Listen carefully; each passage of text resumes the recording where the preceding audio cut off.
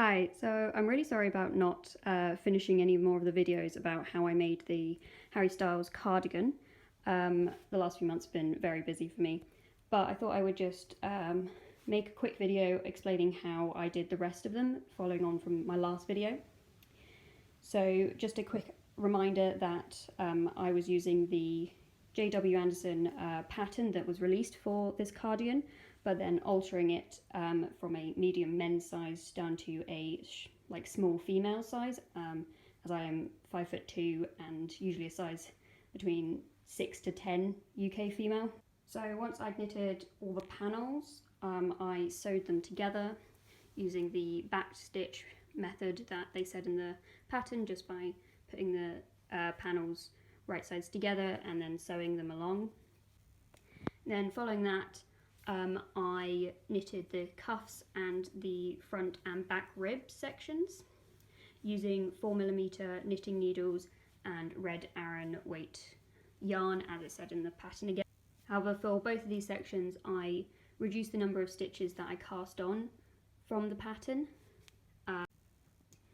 So the way that I was reducing this pattern was by making the squares, instead of 18 stitches wide, being 14 stitches, but then keeping the 10 centimeters long length of the squares.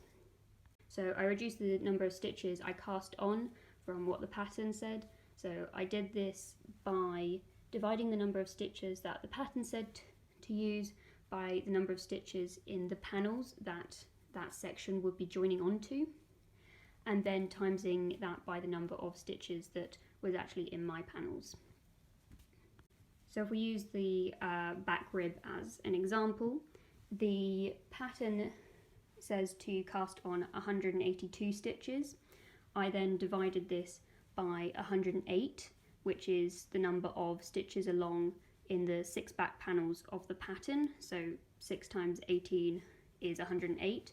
So I divided 182 by 108, and then I times this by 84, which is the number of stitches across which is actually in my back panels. So 84 is 14 times 6, which are these 6 panels. This then gave me about 142 stitches, which is what the number of stitches that I cast on for the back panel. I've inserted a table showing the number of stitches that I cast on for each of the ribbing sections that I did as a bit of a guidance. So then lengthwise, for the front and back ribs, I made them 7 centimeters like the pattern said, but then for the cuffs I only made them 5 centimeters, as I didn't want the sleeves to be too long. So then following making those, I just stitched these ribbing sections onto the panels that I'd previously sewn together in the same way with the backstitch seam. And then I sewed the shoulders together from the front and backs, and then sewed down the side.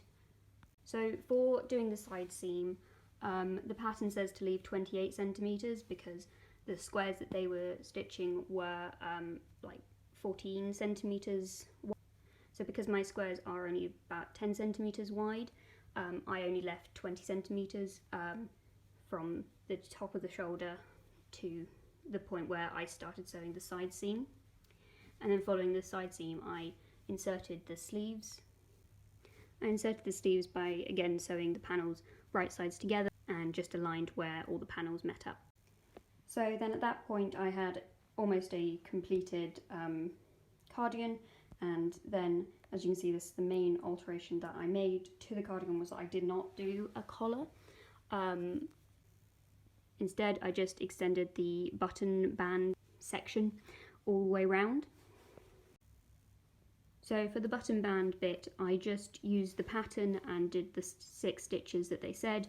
I started knitting from the buttonhole band and just continued that pattern as it was written up until the last hole, and then following the last hole I just used the pattern for what it said for the button band bit, for what would be this bit, and I just continued that on all the way around, saw by eye how long to make it, and then I sewed that on again using backstitch, but this time with the blue yarn, and then I just sewed on the buttons where they were supposed to be.